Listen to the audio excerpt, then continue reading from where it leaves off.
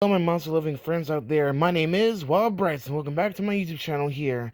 So today's video is going to be a bit different, you guys, because today in this video I've made you guys a fantasy world book that I just made. Actually, it took me quite a while to make this book happen, you guys, but luckily it became a success. So you guys, with that being said, you guys, here, let's begin the story, shall we?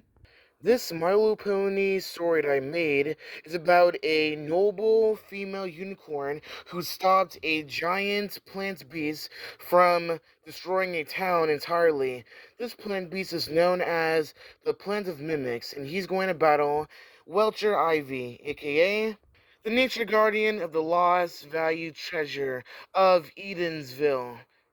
A secret place where treasure belong, your beliefs live there to become more valuable and more hypnotizing there, actually. So yeah, anyways, you guys, with that being said, let's begin the story, shall we?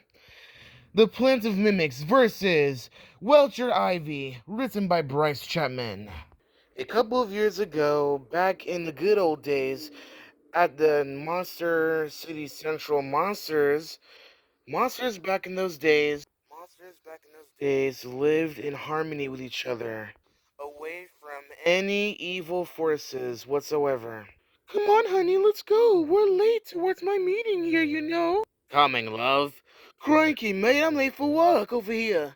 Back then, creatures, nor big nor small, can live with each other with no disharmony. And back then, things were going great at the monster's groovy town.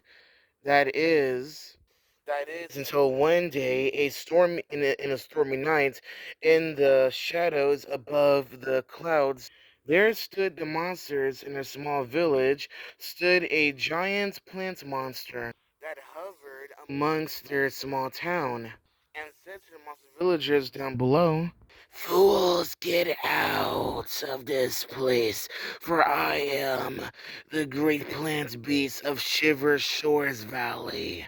Heed my warning and heed at once, you fools must go or die in this place. Hear my warning, well in vain, you guys will die in this very day." Saying these cursed words, the great plant beast summoned four dark shadow beasts known as the Souls of Sorrow. They surrounded the monster villagers in one tight spot, and one by one the shadows began to turn the villagers into solid stone. "Your soul's mine, mere mortal. Give it to me or else." "Give me your soul." After every creature and monster in their small town got turned to stone by the souls of sorrows, the plant's beast grew a smirk on his smile, indicating he was happy in a way, and called out for his shadow minions to come back, knowing the deed was already done to begin with. "Good job, boys, today," said the plant beast. "Master, have we done good today, or what?" "Yes, my children, you guys have done excellent today." "Yes, you have, and now, my shadow minions," spoke the plant beast, "it's time for us to leave this place and let us suffer for not heeding my warning before." "Yes, Plant Master Beast, sir. We'll do as you say." "Yes, sir.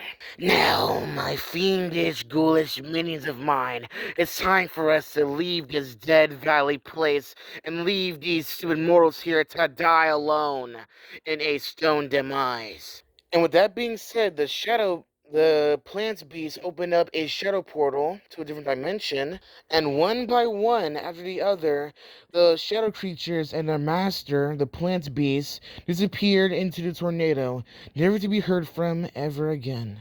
All hope seemed lost for these stonified beings here in their new island that they claimed a home. That is, until one dark and stormy night. A unicorn with a long black hoodie all over her body stepped through the mist and peered down amongst the townspeople's town, indicating that, "Oh my word, when did Celestia's name happen here? Who is this strange being that just entered into the monster's strange town that they just entered in through, actually? Who is this being? What is she doing here?" Is she a good guy, willing to help her friends out and restore this town of fame and glory? Or is she a bad guy, willing to destroy this place as already is? We will soon find out after the next break of The Plant of Mimics versus Welcher Ivy. Goodbye, guys.